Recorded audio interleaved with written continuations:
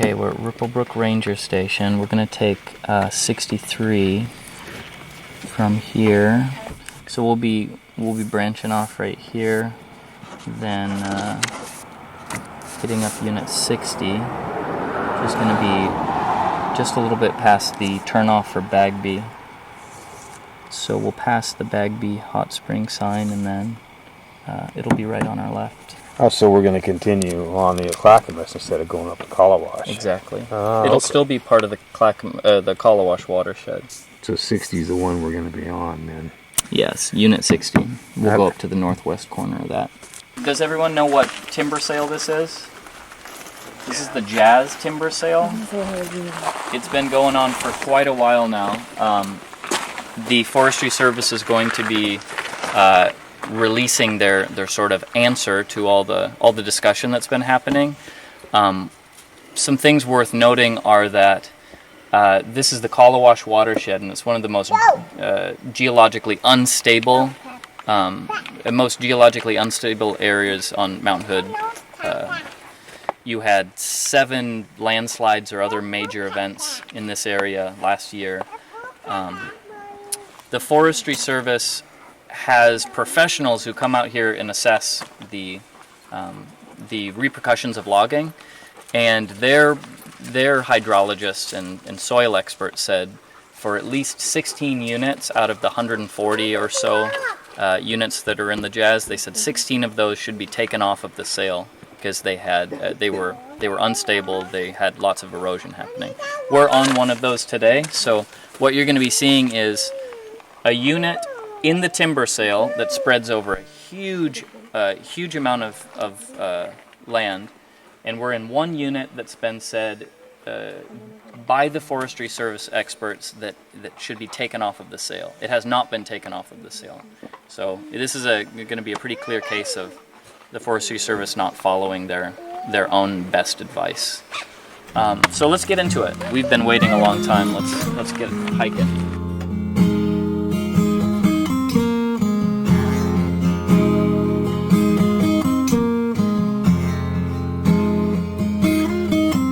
I'm a lover, not a hater.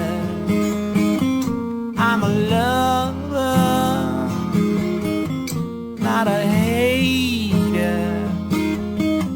Can't you see?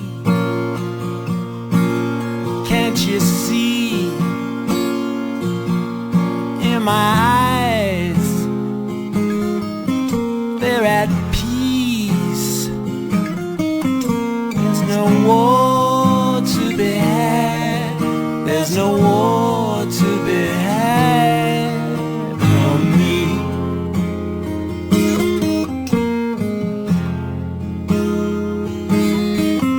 I'm a love. These are old dead Indian pipe. It's a saprophyte, so it's a type of parasite. It doesn't really harm the trees around it, but it's tapping into the energy in the root systems. When they come up, usually I see them, right when it starts getting a little colder, they'll be ghost white with all these little red markings on them. Beautiful blossoms. It's like something from another world. No chlorophyll, so no green parts at all. So again, you're probably not going to eat these as a meal, but they are so tasty. Just as a little snack, it's like getting a squeeze of lemon juice. They usually grow in patches? Yeah, they tend to carpet certain sections of the forest. Very tasty, but super sour. So let's be extra careful as we're going to cross the creek right here. Just be careful, especially with the little one. And then we'll follow the rocks, and then we'll get right up on the other side of it. This logging road, it's been actively decommissioned. That means they had a giant machine come through and just go chew up the ground. And this road is now able to. What happens with logging roads is they flatten down so much over time, they will compact the soil, and then nothing really grows in there. The moisture can't get in. Just runs across the top. When they actively decommission a road, it means they churn it up and build these big berms here so people can't four-wheel it in. If they log this, they will open this road back up. And now here's something, follow my logic. The Jazz timber sale is spread over about 2,000 square acres. Is that right, Jim? I think That it's seems about it, right. yeah. It's, the Forestry Service isn't, for a lot of political reasons, isn't allowed to do massive clear cuts anymore. When it comes down to it, and I'm not really a proponent of either thinning projects or clear cutting, but when it comes down to it, if you clear cut a section of forest, you build one road, you go to that clear cut, and it's over. When you have 140 plus units spread out over a massive area in one watershed, you do cumulative damage in all of those locations by logging. But by far, one of the most destructive forces is having to build all those roads in. Keep in mind that the timber sale is going to, the proceeds of the timber go to timber companies. So they bid on a sale, they're like, we're the winners, we get the rights to log these areas. And they get the benefits, the financial benefits of that. But they do not build the roads, we build the roads. Our taxes pay for the Forest Service to build roads and build access to all of those. What we know about the Forest Service nationally is that it loses billions of dollars a year. So we're not making any money by selling timber, but we're, potentially we're helping some local economies, we're doing things like that. That money can find its way back into school districts, which is why it's such a hot topic. But yeah, to answer your question simply, this will be reopened. With all this water going on. Part of the mission of the Forestry Service is to rehabilitate the forest, so they need money for that. One of the things that's often said is, we need money to restore the forest, so we're doing timber sales. So you're standing on a decommissioned road right now. This is, you can see trees are growing in it. Like, this is going to get filled in over the years. They're going to open it up again to logging so they can rehabilitate it. I.e., it's already being healed. They've already spent tax money to decommission it. They're going to open it back up again so they can decommission it. You see where that's going? As far as some cool plants, we're standing in a lot of really neat stuff. Yeah, we've got some miner's lettuce. Anybody like vegetables? So this is a good, really good edible. Miner's lettuce, it has these very small blossoms right at the top. One of my very favorites. If everyone can just look around their feet, look for little pink blossoms. It doesn't mean eat all the pink blossom things. Let's have a look. Yep, that's miner's lettuce. It's characteristic. There are these two flowers with these little pink clusters of blossoms coming out the top. You can eat pounds of this and be fine. A lot of wild edibles are rich, so you can't eat too much of them without having some digestive troubles. But this is one of the best. One of the reasons why they talk that we need to do this logging is for the forest products. And I understand a very small percentage of forest products are even coming out of the national forest. Right, you mean as in using the timber for projects? We know that for timber coming out of national forests, I think, and this is my understanding, so we'll have to double check this, but I think that that lumber must be refined here in the country, but after that point, most of it's sold internationally. So all of those craftspeople that we're trying to support, really we're supporting a small handful of logging, and timber companies here in the Northwest, and the 12 or 13 permanent staff members they have. This is not a job creator. Let's keep walking in a little bit. Check this out. Isn't that the one you just showed us? Nope. This is, anyone want to hazard a guess? That's how we couldn't get there. Guess what it is? Yeah. So this is, have a look at it. You even have a little sample if you want to.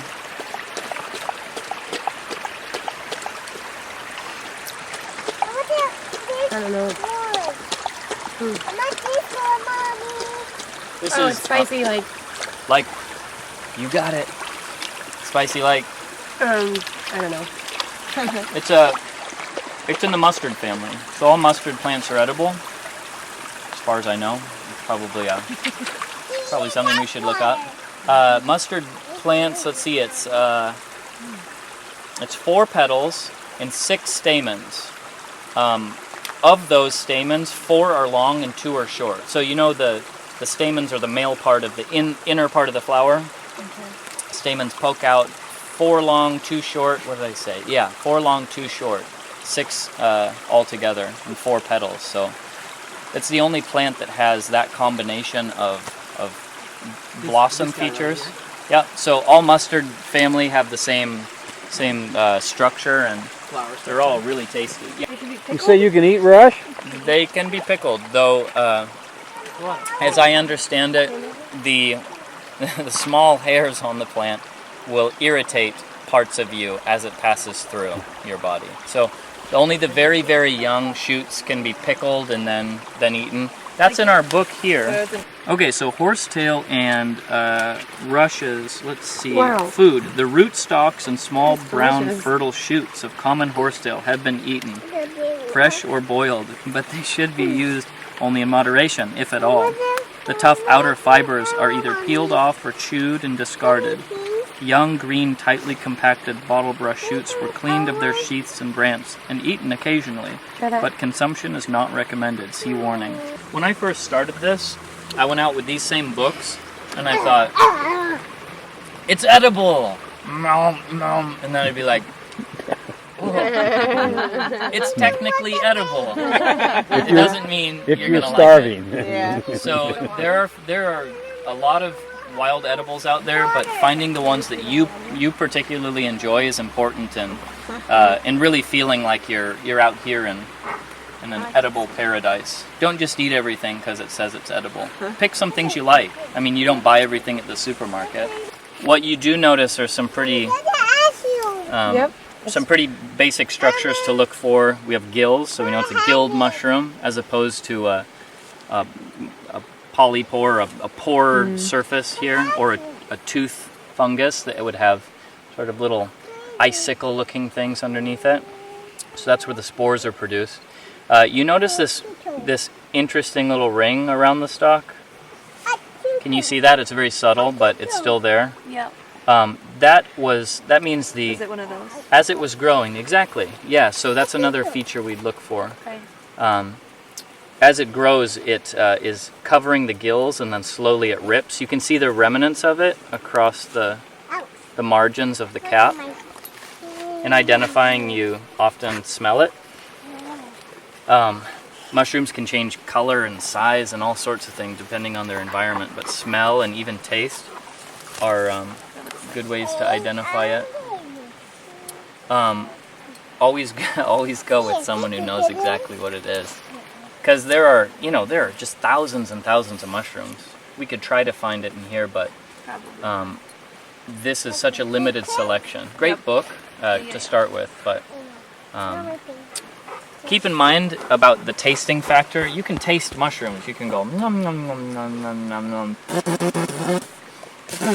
As long as you don't ingest any of the flesh of the mushroom, it won't poison you. You can lick it, you can stick it in your eye, it doesn't matter. It's not going to poison you unless your digestive juices break down the material and release toxins. And there are a very small number of mushrooms that will kill you dead up in the Northwest. Okay, Carolyn, you hear that? So it's the body's enzymes acting upon it that creates the toxins then. The body's enzymes breaking down the flesh of the mushroom, releasing the toxin. So it's not synergistic. It's simply the mechanism through which the toxins are released. So it breaks it down, the toxins come out, where otherwise they wouldn't.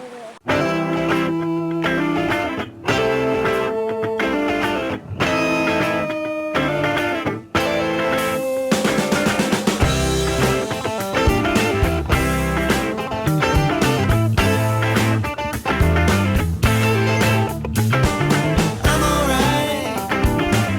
alright. The world is crumbling.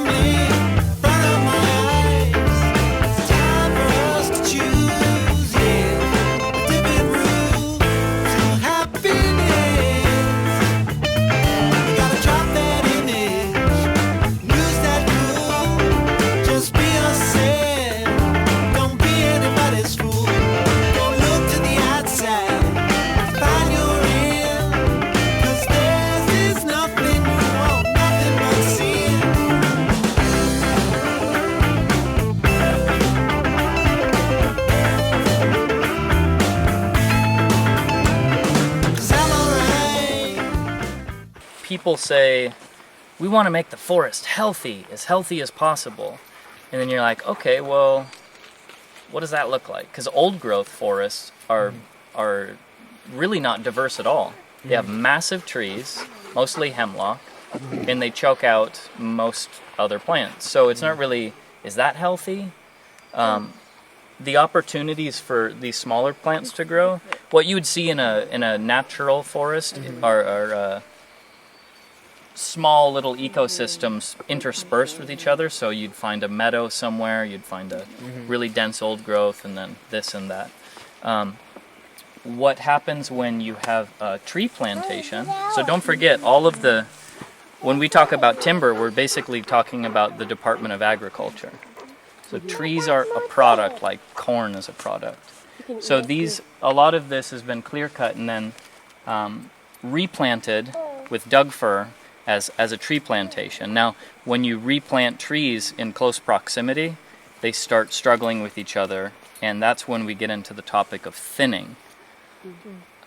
Thinning is a process by which you just take out some of the trees, and the ones remaining are able to grow much, much more quickly. So it's good, except if you disturb so much of the environment that you're thinning in, the overall impact might be more detrimental than it is positive. Also, when you do thinning projects, so say we take this area, we're in timber sale right now. So if we were to look up into here and we say we're going to take out 1/3 of the trees. If we take out 1/3 of the trees, the remaining trees are going to be very healthy. They're going to grow up big and tall. But what you're missing are dead and dying trees. So some of the best habitat for animals to live in are snags. So we take all of the morbidity and we move it out of the forest. So all of the death that you need to sustain life gets taken out. This is really a shame. So theoretically, what might be better would be to have, one guy or one gal go around the forest girdling trees with a chainsaw. Just go by, girdle it, girdle, and then just let it fall over, start rotting. That would be a good solution. So you say we're in a timber sale now, and I see stumps. So this is all second growth then. Absolutely. This has all been logged before. This has all been logged before. What we're going to notice, no spoiler alerts, but we're going to be seeing indications of this area being proposed as a timber sale multiple times in the past. So we'll look at those. We'll talk about what those signs mean and what, why it's been looked at so many times and passed over in most cases. So, yeah, I don't know what these are. Very rubbery. I don't know. It would be nice if Mark was here. He would know this stuff. Other features you might be looking at. This one has a hollow stem. But yeah, I don't think we're going to be able to look this one up. Whenever you're mushroom hunting, especially at the start, things you want to keep in mind are how unique does it look. So this mushroom right here looks pretty much like every other mushroom I've ever seen in my life. This is a classic little brown mushroom. And if you try to identify these, this very possibly could be in our book, but it's not growing in abundance to warrant investigation. I pick things to eat, so unless it's growing in 10-pound chunks, I'm like, well, I might not sit down in this puddle and pour over a couple books for an hour. I might do that later when I see, wow, look at that. A huge group of them, and it's very unique looking. There's an author, Scott, he wrote Nature's Garden. He works on, What are you doing, Caroline? we'll look up that book later. Nature's Garden was one of his better books, and he talks about the calorie limit of certain wild foods. So some wild foods have a huge calorie limit, meaning you can eat a bunch of them without getting sick, but others have a very short range. He goes into several essays about the Into the Wild, the man from Into the Wild who poisoned himself out in Alaska. So he didn't poison himself. It's an elaborate fabrication around the idea of plants poisoning people, and more often than not, someone just eats too much. Okay, so that's the shape of the leaf of wild ginger. Uh-huh. You probably don't want to just... I don't even know if you want to eat the leaves. The rhizomes are the thing with the flavor. I wouldn't eat the leaves necessarily. They've got a kind of a nasty flavor. But if we dig up the root system here, you can get a real sense of where it gets its name. That's beautiful. Again, I wouldn't eat too much of that, but it's got that great peppery, gingery. Don't eat it. Don't You eat can. No. It's all right. Oh, okay. We're talking about older trees, so we're in old growth forest now. You said a lot of down trees, so you can notice that there's tons of snags around us all over the place. That generally is a good thing. Just over the hill here, we probably won't get that far, but there's a wind-blown area that has just demolished a whole bunch of old-growth trees. What happens when you thinning's not as big of a problem as clear-cut, but when you clear-cut up to old growth, that impact is going to stretch into the old growth for maybe 300 feet, so that the health of the fringe is going to be affected. It's interesting to see, kind of the differences. This feels like a different forest, doesn't it? It feels almost even more traditionally like being in the middle of the woods. You're going to find different species here. We saw some, I don't know what these are. They might be candy cane or... The closest thing I got was phantom orchid. Phantom orchid. That sounds about right. Yeah, I think that's it. So another saprophyte. We're going to see more mushrooms on this side, or even a different type, different species of mushrooms, which have relationships with the old growth in a different way than the mushrooms on that side with the younger trees.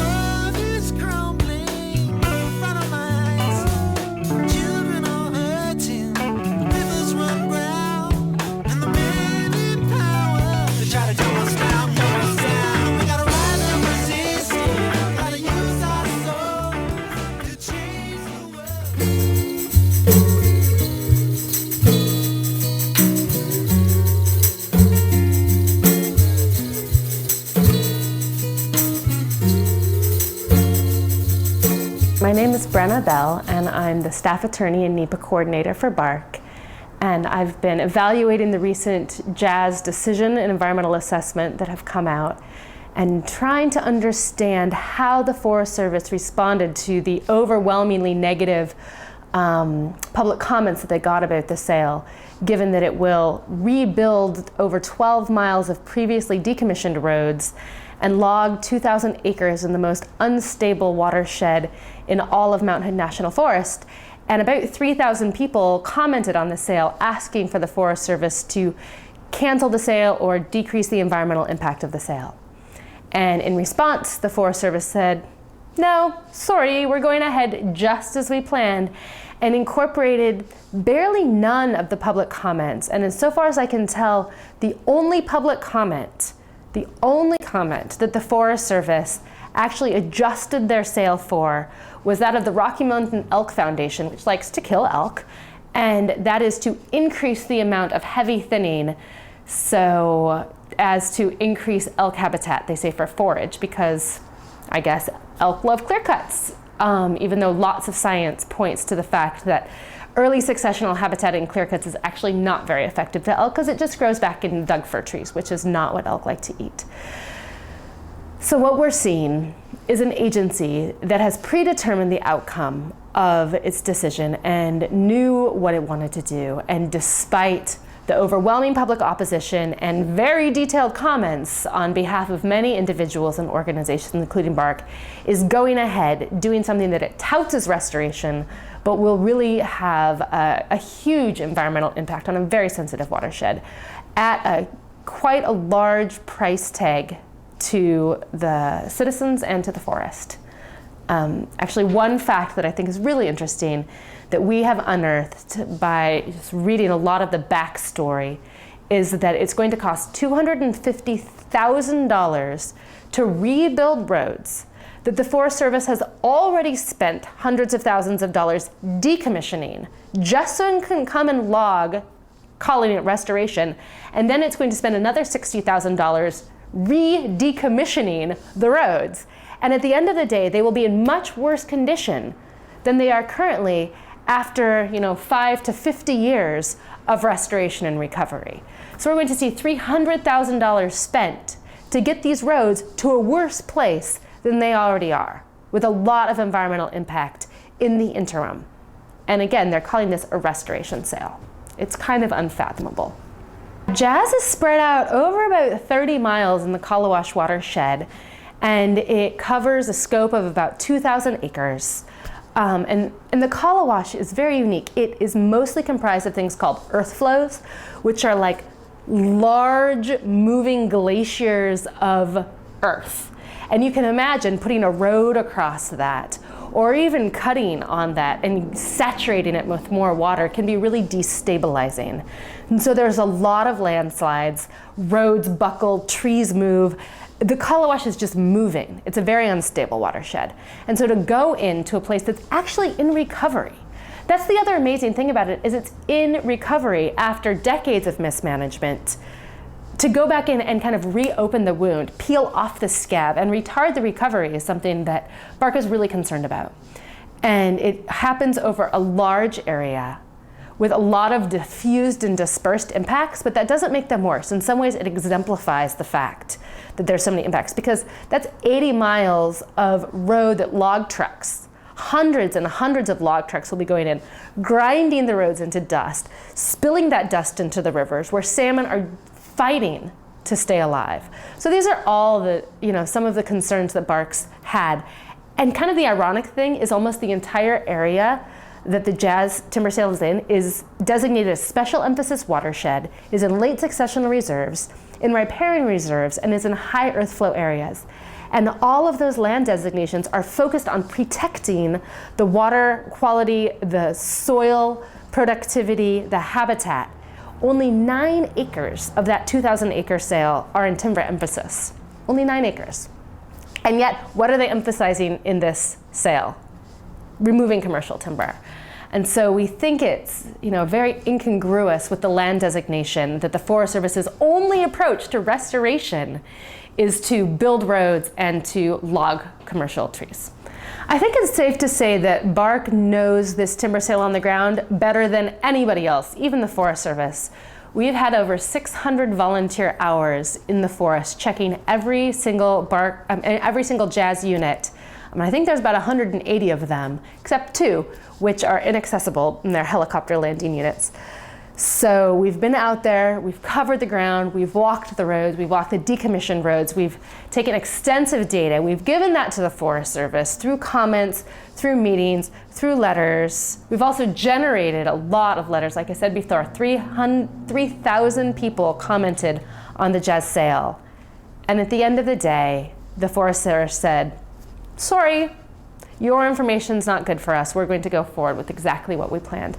So in a way, it's a little dispiriting, but in another way, it's incredibly empowering to know that we know that sale better and to know that we have information, that we're going to keep pressing the agency to do the right thing. So now we're in a process where a few different things are going on.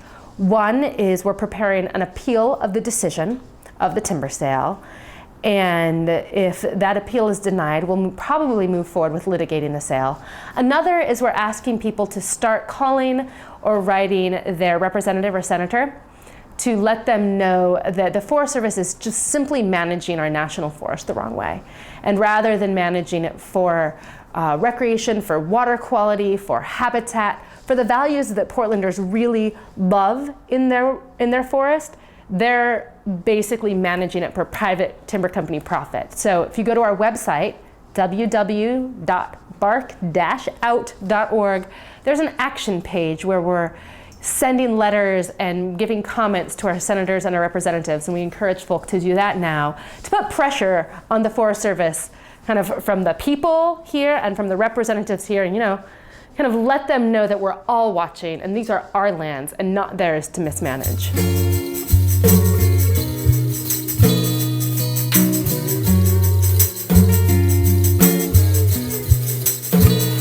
The convergence of all these streams are creating like a really rough and slowly eroding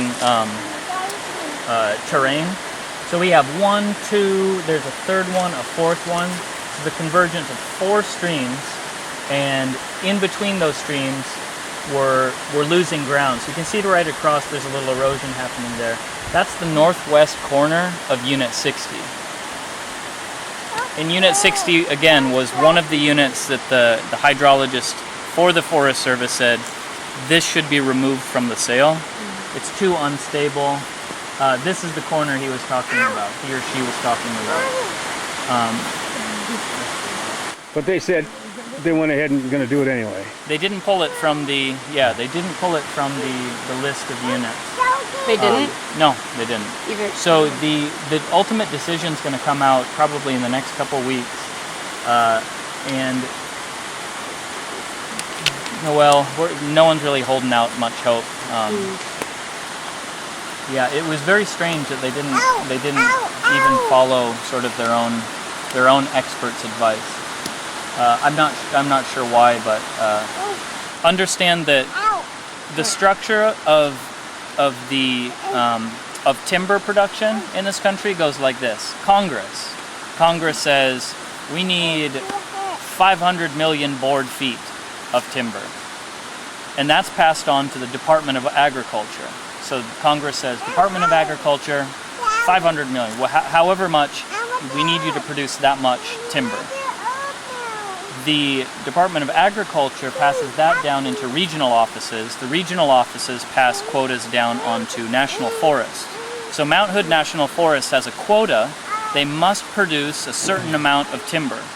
And that quota has been handed down from Congress and is, sort of through each level. It's, in my opinion, it's sort of abstracted from the decision, the original decision, which is we need this much timber. Remember, keeping in mind that we're not actually making money on the deal. When Mount Hood National Forest doesn't make its quota, it loses funding. It has a budget for timber production, and when they don't meet their quota, they lose money. That could mean they lose people. They have to have layoffs. It could have a lot of other repercussions. One of the repercussions could be that if they don't fulfill their quota, it's pushed onto other national parks. So if Mount Hood doesn't meet the timber quota they have, it might go to Suislaw out on the coast. So there's a real there's just a real feeling that you have to match that quota that's been determined so far away from the actual forest that we're standing in now, that I think there's a disconnect there. So it's like you can't really make up a real determination. So an expert for the Forestry Service said this area should be off the list. It should be off the list because we're gonna damage it considerably, and that might not be a possibility for the Forestry Service if they want to meet their quotas. So it's just kind of a tricky situation. Regarding the politics of this, you said that Congress was going to send it down the pipe how much they should cut. Right. But Congress isn't out in these woods. Where are they getting their advice from? Congress is, that's a really good question. I think you can probably guess where they're getting their advice from. So they're getting their advice from timber lobbyists. Right. At a very basic level, this is a great resource. We need timber to build stuff. So I'm not against using wood, period. But what do we get for it? What are we trading?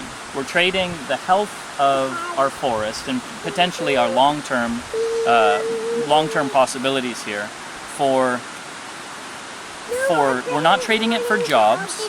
I mean, most of logging happens through automation. It's like a couple of guys with some really beefy machines.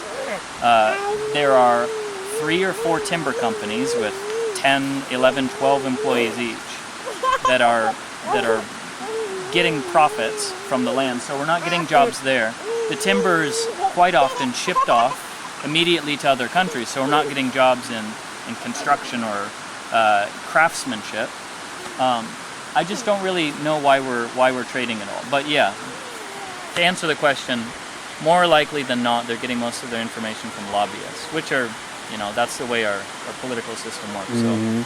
And also, I understand that like 3% of our forest products are coming from national forests. Boise Cascade and some of those timber folks that you mentioned, they got millions of acres of forest that they're cutting. Why is it that they need to go into these forests to cut 3%? Yeah, 3%, that startled me too. So our timber production for the whole country, 3% of it comes from national forests. That's not a lot. It's probably a little better regulated than state forest timber production because that has a lot less rules.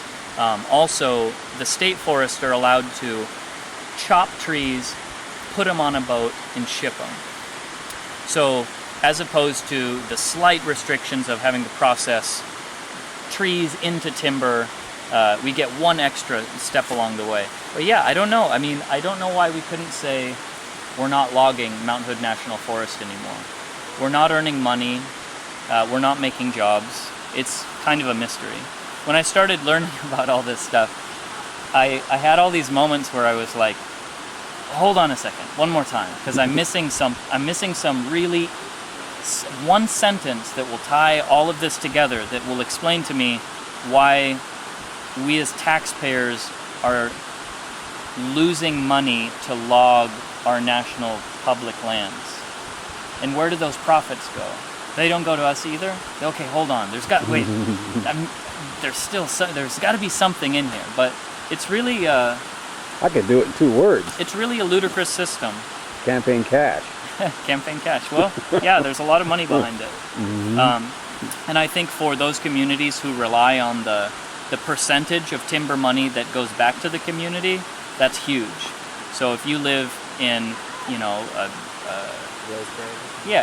if you live in an area that has historically survived on timber production, and that's not an option for you anymore, having the small percentage of timber proceeds go to schools, go to police, fire department. What we do know is that when areas like that are hit, those are the first services to go. So you start losing school services, policemen, and firemen. Libraries.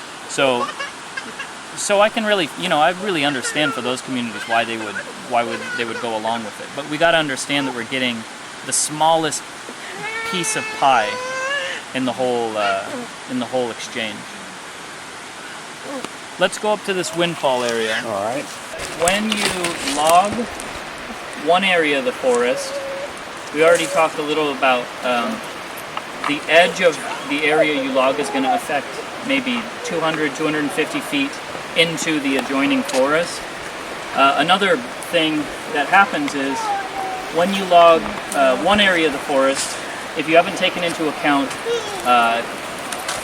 the angle of slopes, you haven't taken into account the aerodynamics of the terrain, you'll have one pocket of trees that was protecting another pocket of trees. You remove that first group, and suddenly the whole structure under which the adjoining forest was surviving.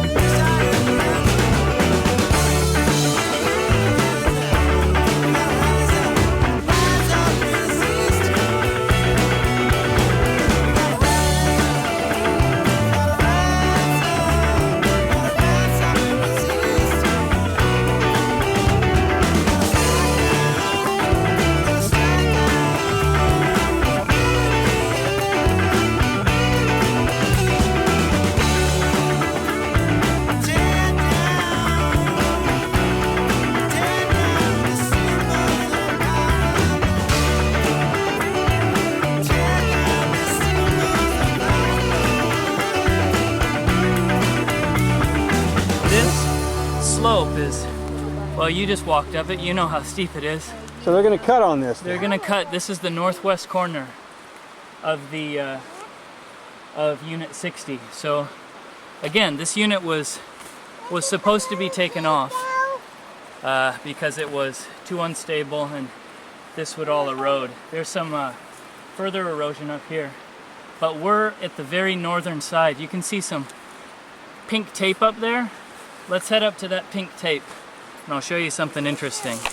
Last time we were up here, we thought, okay, so this unit has some obvious reasons why you wouldn't want to log here, though it has definitely been logged in the past. These trees are probably about 60 years old. We're looking at these signs now. We're on the edge of the sale. First sign says Boundary Bonavisa. Is that what it is? That's what the one on the other says. Bonavisa. And the one below it says Boundary Partial Cut Haas. This has not been cut. This has been on the docket 2 times now as a timber sale, and it hasn't been cut either time. So a real question we have is, why are we cutting it this time? Why wasn't it cut these 2 other times? Was it assessed as, as in the same way it was this time, that it would be too detrimental? What's happening? So that's just a really odd, it's incongruencies like this that make the whole process seem less than scientific.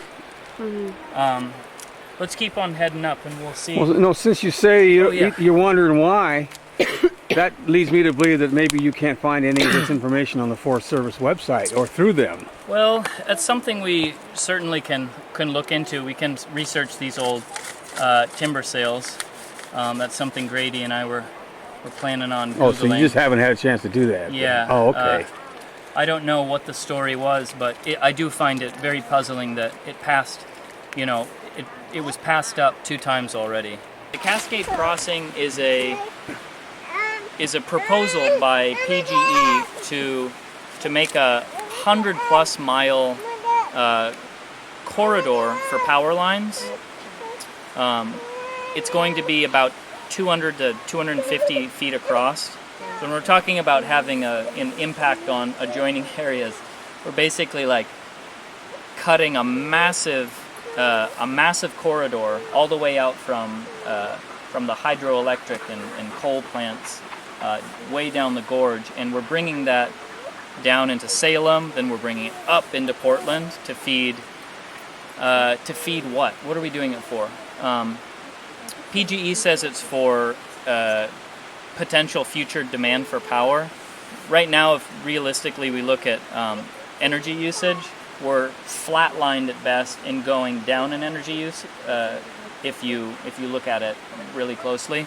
So another consideration is that BPA, which is another energy provider, has already constructed a corridor from the same location to the same location. So here's a perfect example of how competition doesn't always work out in our favor. So we're gonna make a second corridor that's going to go along the same route as the one BPA already has. If PG and BPA could communicate and share that infrastructure that's already there, we'd probably be better off. Well, since some of it's going through national forests, couldn't the federal government say you have to do it? You have to do. You have to use the existing one. I don't know the but legality. But just denying them the permits to go through the forest. Yeah, I don't know. I don't know what the answer to that is. I think it's shocking that someone can. I'm surprised that we can hand over large areas for all practical purposes, give away public land in the first place. You guys know that all of our camping sites turn private. They're technically still owned by the public, but we've given a 5-year rights to operate to private concessionaires. So yeah, I don't know. I don't find anything really surprising these days. We just passed Bagby on the way up. Bagby's now privately owned.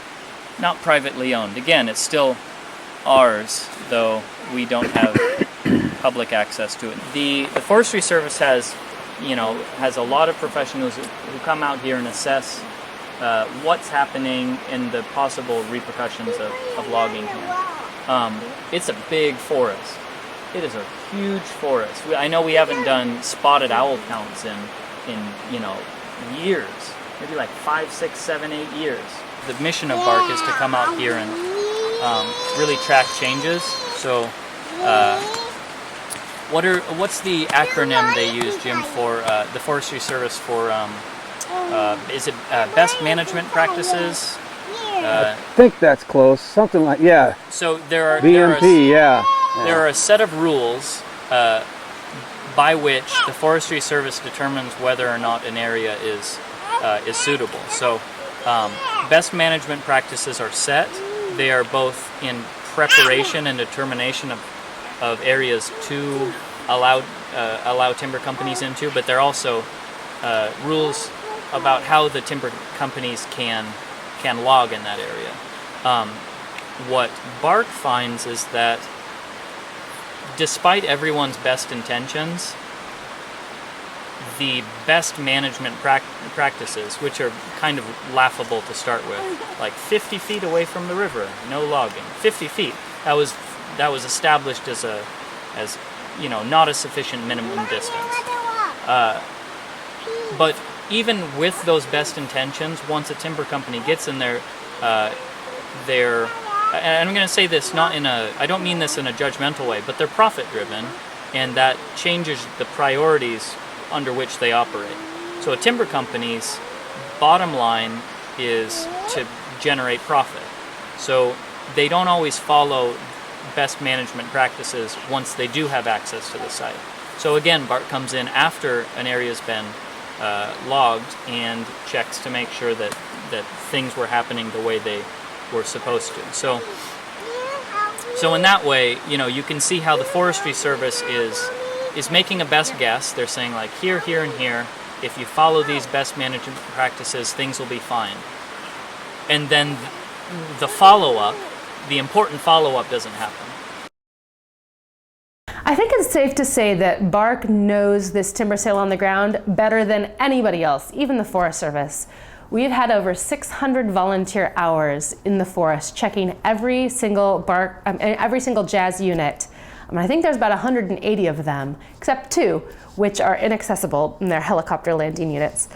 So we've been out there, we've covered the ground, we've walked the roads, we've walked the decommissioned roads, we've taken extensive data, we've given that to the Forest Service through comments, through meetings, through letters. We've also generated a lot of letters. Like I said before, 3,000 people commented on the jazz sale.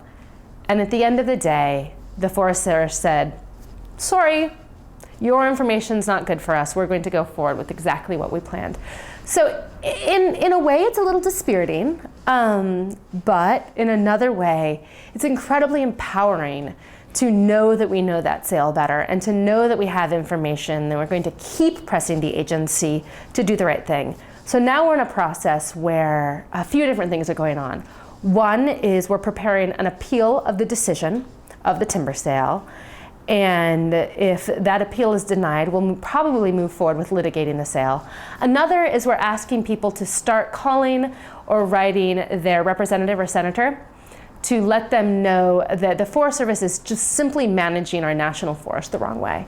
And rather than managing it for recreation, for water quality, for habitat, for the values that Portlanders really love in their forest, they're basically managing it for private timber company profit. So if you go to our website, www.bark-out.org, there's an action page where we're sending letters and giving comments to our senators and our representatives, and we encourage folk to do that now to put pressure on the Forest Service, kind of from the people here and from the representatives here, and kind of let them know that we're all watching and these are our lands and not theirs to mismanage.